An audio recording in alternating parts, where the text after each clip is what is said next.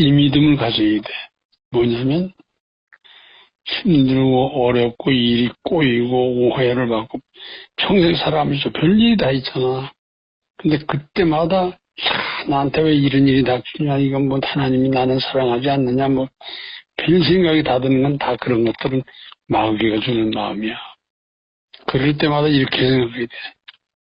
아들을 아끼지 않냐고 내어주시니까 무엇을 아끼겠느냐 말씀하셨잖아. 하나님은 절대로 잘못되게 할 리가 없어. 그 일을 통해서 더 잘되게, 더 좋게 하나님 하시게 돼 있어요. 그게 합력하여 선을 이루는 거야. 그러니까 무슨 그런 어려운 일이 닥친다 해서 낙심하지 말고 하나님 바라보고 하나님 믿는 믿음으로 끝까지 가는 거야. 근데 사람들이 조금 가다가 그냥 힘드니까 그냥 에라 모르겠다 이렇게 되는 경우가 많은데 끝까지 믿어. 끝까지 믿는 대로 된다고 그랬잖아. 그러니까 끝까지 믿어야지. 글쎄 하나님이 날 그냥 어떻게 하시나 잘해주시면 좋은데 이런 식의 믿음이 아니라 아니 아들을 아끼지 않고 내어주신 하나님이 예수님이 몸부림에 피 흘려 나를 구원하신 주님께서 나를 어떻게 포기하냐. 그래서 너는 내 것이라 그랬잖아.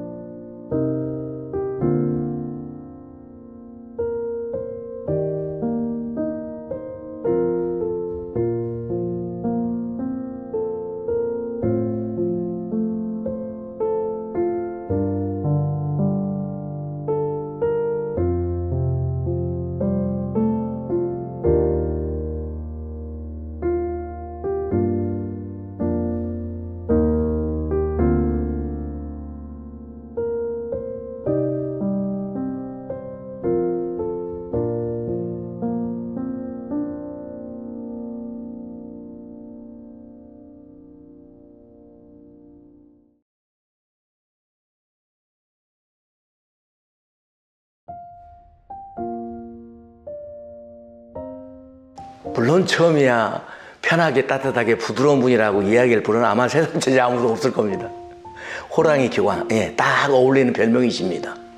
처음에 그렇게 엄격하시고 그리고 정말 무서운 또 목사님으로 그렇게 첫인상이 남았지만 엄격하신 분으로 이렇게 첫인상을 갖게 됐습니다. 목사님 별명이 유명한 별명이 있죠. 두 가지가 있어요. 면도날, 또 하나는 영하 20도. 찔러도 피 한 방울 안 나는 분? 근데 나중에 보니까 웃기 전까지는 그렇게 보이셨는데 웃는 모습을 보니까 아, 피는 나겠구나. 그러면서 막 웃기도 했는데요. 와서 보니까 첫인상 목사님 굉장히 사실은 엄격한 분이셨어요. 교인들 앞에서는 아주 매섭게 얘기하시지만 뒤돌아서서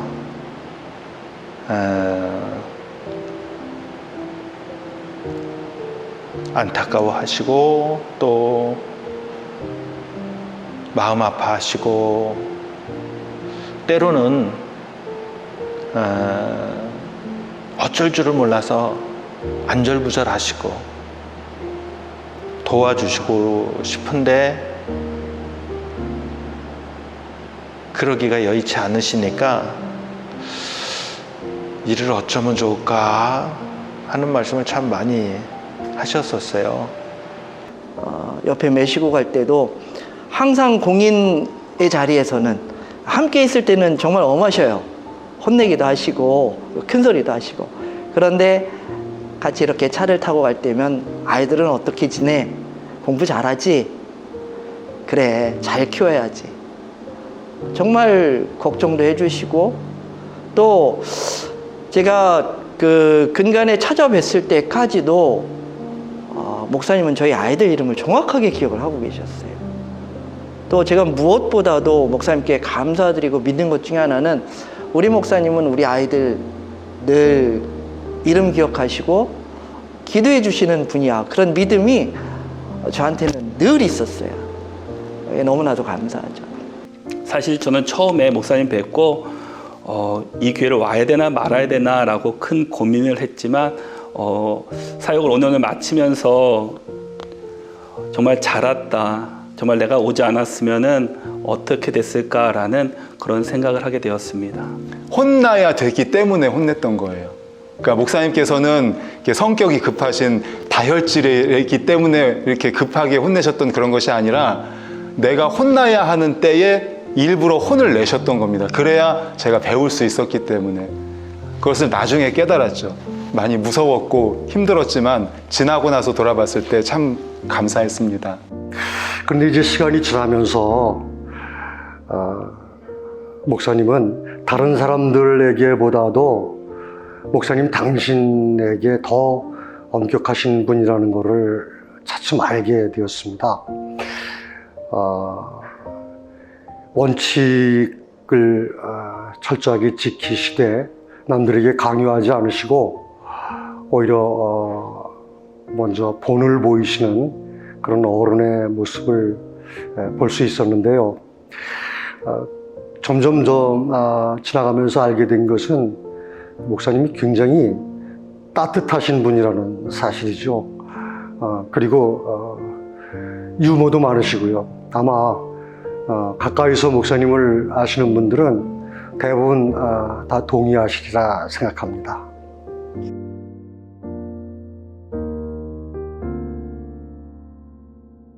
그럼 우리 목사님 뵈면서 우리 목사님은 머리 한 올조차 흐트러짐이 없이 하시려고 그야말로 스스로를 늘 진단하시고 하시는 분이었기 때문에 우리 이제 이순 목사님 뵈면서 아하, 훈련이라고 하는 게 이렇게 중요하구나, 다듬어지는 것이 이렇게 중요하구나, 이제 그걸 알게 되었죠.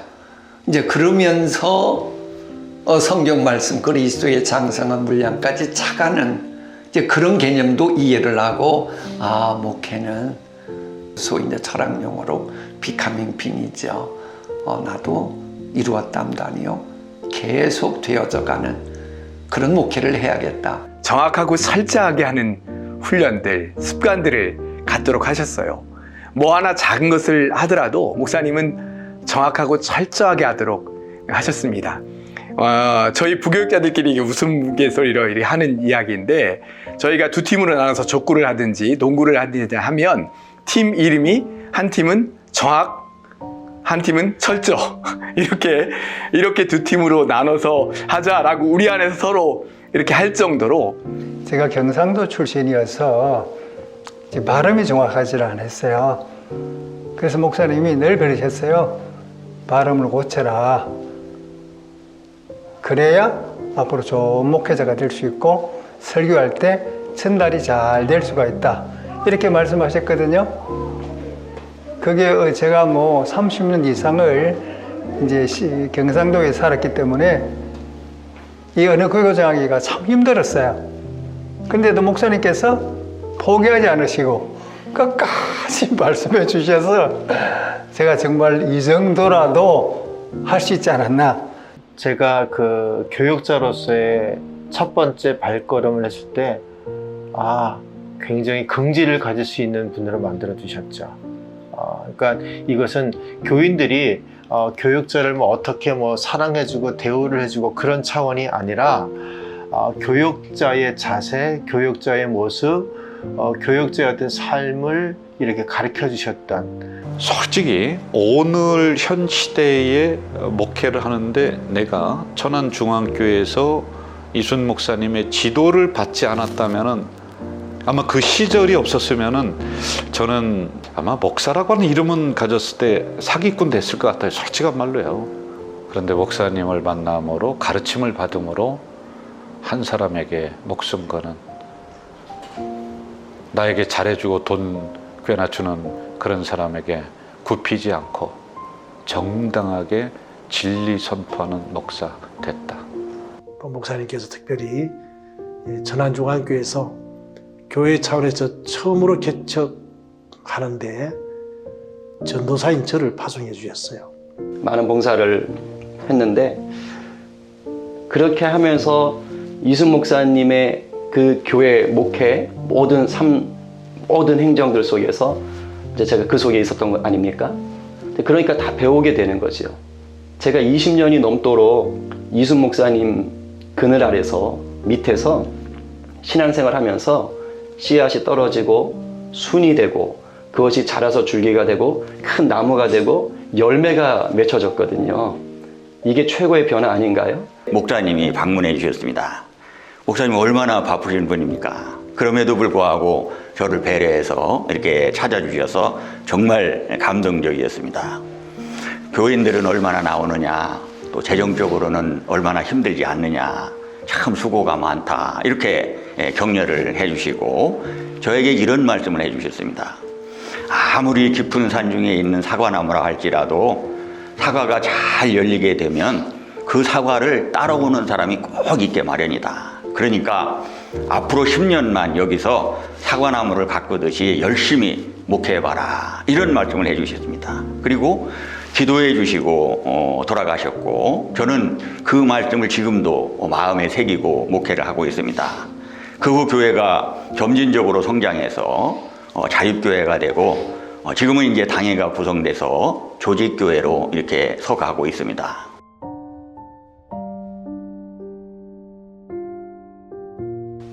목사님 갑자기 이제 그런 말씀하실 때 있으세요. 최 목사 시간 있어? 그렇게 말씀하시면 당연히 시간이 있죠. 그러면 목사님 모시고 가는데 저는 어디를 가는지 몰라요.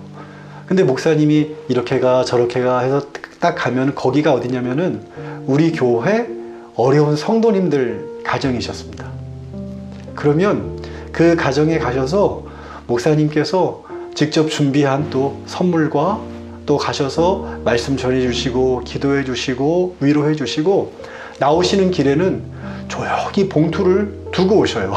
목사님께서 직접 뭐 손에 손을 이렇게 건네는 것도 아니고 조용히 두고 오시면서 그렇게 목사님께서 우리 교회 성도님들 어려운 가정들을 직접 찾아가셔서 살펴주셨습니다. 제가 그 일을 수차례 동안 경험하면서 이렇게 큰 교회 목사님께서 이렇게 살펴주시는구나, 그런 것들을 가까이에서 이렇게 보게 되었고 또 우리 원로 목사님께서는 새가족 신방을 직접 하셨습니다. 새가족이 오시면 원로 목사님께서 아무리 바쁘셔도 새가족 신방 가급적 할 수 있는 한 다 가셔서 새가족 신방 하시고 또 새가족 살펴주시고 또 신방이 어떤 것인지 우리에게 알려주셨던 그런 기억들이 남아 있습니다.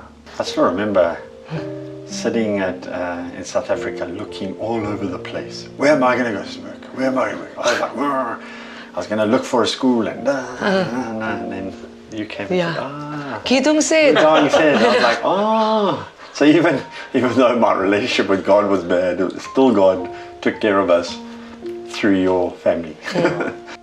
아산 어느 지역에 찾아갔던 장애인 목사님 항상 차를 몰고 갔었죠. 그러면 너는 여기서 기다려라. 내가 올라갔다 오리라. 아니 따라갈게. 목사님 불편하신 일 도와드려야죠. 넘어지시면 어떻게 해요? 그랬더니 아니야 나 괜찮아. 할 수 있어. 여기서 1층에서 기다려. 거역하면 혼나기 때문에 그냥 1층에서 로비에서 한참을 10분 15분 기다리면 사명을 완수하고 오시는 그 목사님의 모습을 보면서 아무런 말씀 없이 집으로 다시 또 갑니다. 그러기를 수차례 하시다가 언젠가는 전화가 와요. 가야 되는데 내가 몸이 힘이 없어 못 가. 심부름 좀 해줘. 예, 알았습니다 목사님. 여기 주소지 써 있어. 일로 가서 잘 전해주고 와. 제가 2번 전해드리고 왔을 때 그 뒤에 목사님은 계시지 않았습니다. 특별히 건축을 다 마무리 지을 때는 목사님 한번 제게 그러시는 거예요. 김 목사 내가 다른 것은 몰라도 강대상은 좀 꼭 해주고 싶어. 햇머리교회 강대상은 내가 좀 하고 싶어. 그렇게 말씀하셔서 목사님께서 강대상 그리고 성찬상 다 목사님께서 해주셨고요. 목사님이 왜 총회장 나오시려고 그랬잖아요. 총회장 나오시려고 하면서 날 보고 기도 좀 해달라고 그러셔요. 그래서 이제 기도를 목사님 위해서 이제 총회장 하는 일로 인해서 막 기도를 했는데 큰 교회를 하나님이 보여주셔요. 그러면서 이 앞에서 보면 이쪽에 저 앞쪽에 새더라고요. 그러는데 이게 저 부실공사야. 그렇게 해요. 그러니까 목사님이 부실공사라는 교회에서 이렇게 나오시더니 여기서 부실공사라고 보고를 하니까 부실공사야? 그러고 그냥 교회로 들어가시더라고요. 그래서 내가 목사님 보고 나 그렇게 봤어요. 그 큰 교회니까는 총이 아니에요? 그랬더니 우리 교회 아니야? 그랬더니 포기하시더라고요. 여성 목사의 길이 이렇게 열리지 않았어요. 목사님께서 저 안수를 주실 때 그냥 일방적으로 주신 게 아니라 저희 가정을 방문하셨어요. 사모님하고 이렇게 이제 방문하셔서 예배를 드려주시고 그리고 저희 가족들에게 묻습니다. 저희 남편에게, 아이에게. 엄마가, 아내가 목사님이 되면 너희들은 어떻게 생각하지? 또 이 집사님은 어떻게 생각합니까? 이렇게 물으셨어요. 저 그때 굉장히 저희 가족이 아직도 그 얘기를 해요. 그렇게 훌륭한 목사님이 계시냐? 어떻게 가족들에게 그거를 물을 수 있느냐. 목사님께서 그러셨어요. 목회 길 가는 거 쉬운 길이 아니니까 많이 도와달라. 이렇게 말씀하셨어요. 한 분은 이제 목사님하고 임종을 앞두고 계신 분이 계셔서 성도님의 요청으로 이렇게 안동까지 예배를 위해서 이제 같이 동행한 적이 있는데요. 제가 사역하면서 여러 목사님을 뵀는데, 제가 보기에도 임종을 앞두고 있는 분들인데 목사님들은 끊임없이 병낫기만을 간구하시고 그분의 마지막을 위해서 이렇게 기도하시지 못하시는 모습들을 참 보고 가슴 아픈 때가 종종 있었습니다. 근데 목사님은 정말 역시 큰 어르신이시고 정말 참 목자다웠어요. 성도의 마지막에 어떻게 해야 되는지 목사님께서 저에게 좋은 가르침으로 보여주셨는데요. 성도님에게 천국에 가려고 하면 회개하고 깨끗한 모습으로 주님을 배워야 된다고 회개할 것을 다 말씀하시더라고요. 자녀들에게 잘못한 것도 회개하고 남편에게 잘못한 것도 회개하고 살아오면서 마음에 조금이라도 걸리는 것이 있으면 다 회개하고 가셔야 된다고 직접 회개하시라고 그렇게 하시고는 목사님도 또 어르신을 위해서 기도하실 때 회개 기도를 다 하시고 그리고는 천국을 소망하고 가실 수 있도록 그렇게 하시는 모습을 보고 아, 나도 저렇게 해야 되겠다. 2005년에 저희 어머니가 갑자기 뇌출혈로 쓰러지셔서 뇌 지주막하로 인해서 분당 차병원에서 수술을 하게 되셨어요. 거기다 이제 폐에 물이 차서 또 2차 수술을 하고 하다 보니 2천만 원이 한 달에 들어갔어요. 그래서 굉장히 비용도 많이 들고 힘들었는데 그때 이제 천안중앙교회 권사님 한 분이 갑자기 새벽에 저를 위해서 기도하는데 눈물이 막 나더라. 목사님 무슨 어려운 일이 있느냐. 그래서 그 사정을 얘기했더니 그 구성동에 있는 평안의 집이라는 요양원에 거기 얘기를 해 주시면서 얘기를 해봤더니 그 평안의 집 원장님이 그러시더래요.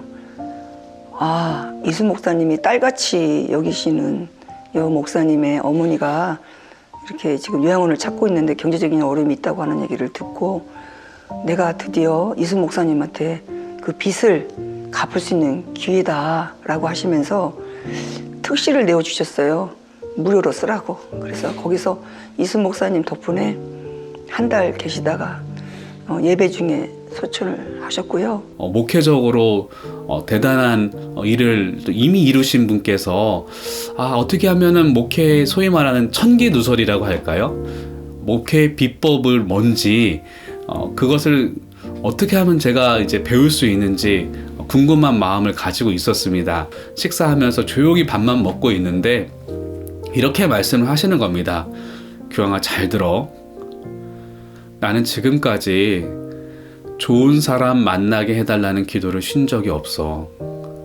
나는 능력이 없어. 그런데 하나님께 좋은 사람 만나게 해달라고 매일 기도했고 하나님께서 좋은 사람 보내주셔서 내가 여기까지 왔어. 목사님께서 갑자기 호흡이 불편하게 되셔서 급하게 순천향병원 응급실로 모시게 될 일이 있었습니다.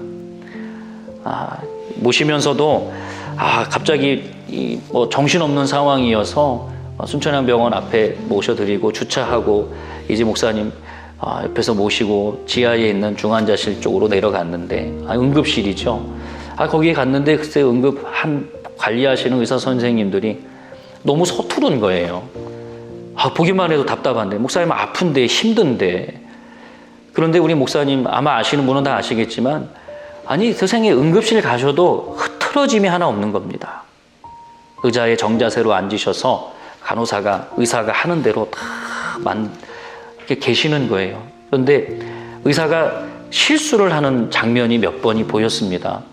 저는 옆에 있으면서 당사자도 아닌데도 너무 속상하고 화가 나서 좀 똑바로 좀 하면 안 되겠냐 이렇게 이야기를 했는데 그때 목사님이 하시는 말씀이 있었어요. 그 잘못을 저지른 실수를 하는 그 부분을 보면서 의사 선생님 많이 서투르시네요 하시면서 이런저런 덕담을 남기시는 모습 참으로 인상 깊었습니다. 목사님 소천하시기 한 달 전쯤에 전화를 주셨어요. 먼저 전화를 하셔가지고 요즘 어떻게 지내느냐고 그러시면서 이 목사 올해 은퇴인데 은퇴하고 나서 어떻게 살 거야? 당신 자신이 거동도 불편하신 상황에서 시골 목회 은퇴하고 살아갈 제 걱정을 해주시는 말씀을 듣고 마음이 참 표현하기 어려운 그런 감동과 미안함, 감사함을 느꼈습니다. 멘토셨습니다.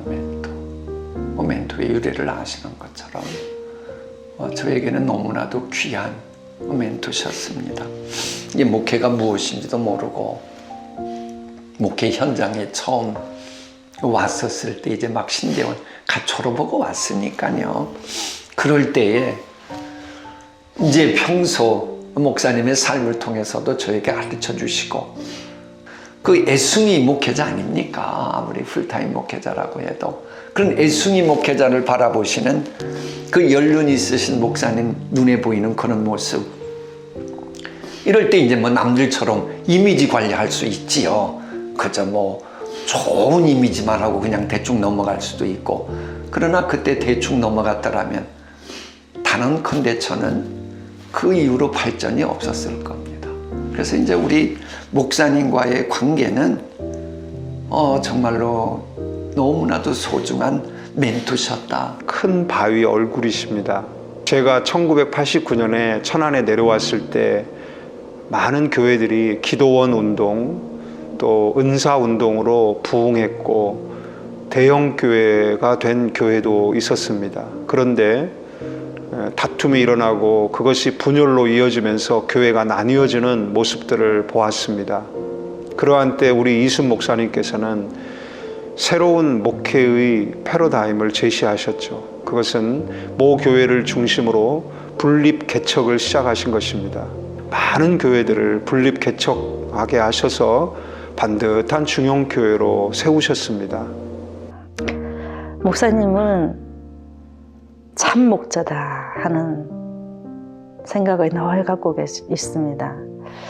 청렴하시고 솔선수범하시고 한치 헛떨어짐도 없으시고 정말 주님 보시기에도 정말 참 온전하신 분이 아닐까 하는 그런 생각을 갖게 됩니다. 사역하시는 동안도 몸도 울부지 아니하시고 하셔서 그렇게 마지막에 그 병을 다 몸에 짊어지셨는데 사도 바울이 생각되어지고 또 예수님께서 나는 참 목자다 양들을 위하여서 목숨을 버린다고 하셨는데 정말 교회와 성도들을 위하여서 목사님 한 몸도 울부지 아니하시고 끝까지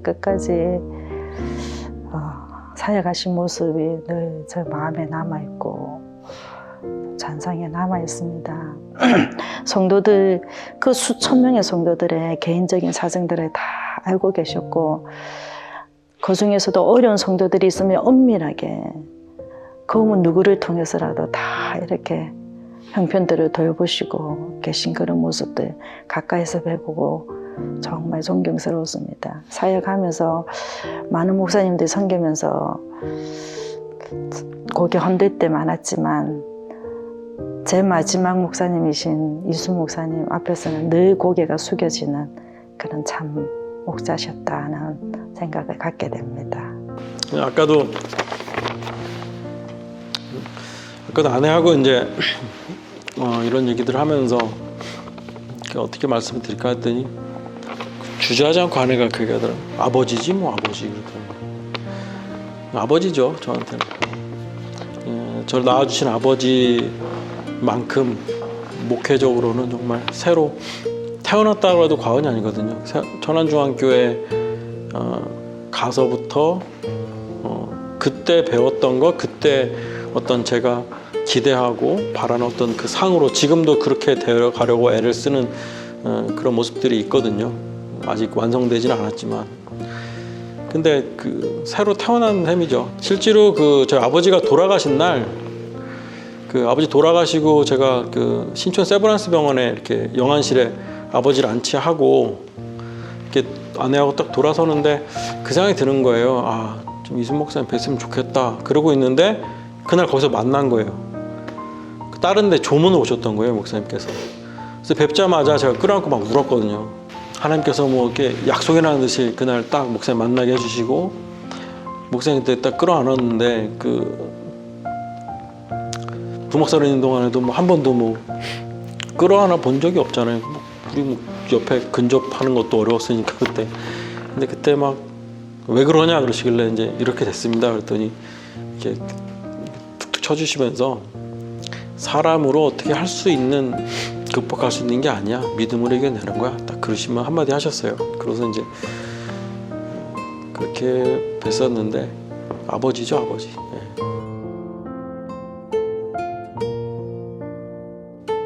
그리고 또 그렇습니다. 예, 목사님이 그렇습니다. 목사님, 이순 목사님은 지금 예수님과 짝이 되셔서 지금 천국에서 영광 누리고 계시죠? 예수님과 짝 되신 걸 내가 벌써 알았어요. 이제 나도 이제 차후에 또 목사님 뒤따라서 가서 만납시다. 이 세상에서 내가 말을 못했지만 천국 가면 내가 말 다 할 거예요, 목사님. 기다리세요, 목사님. 안녕히 계세요.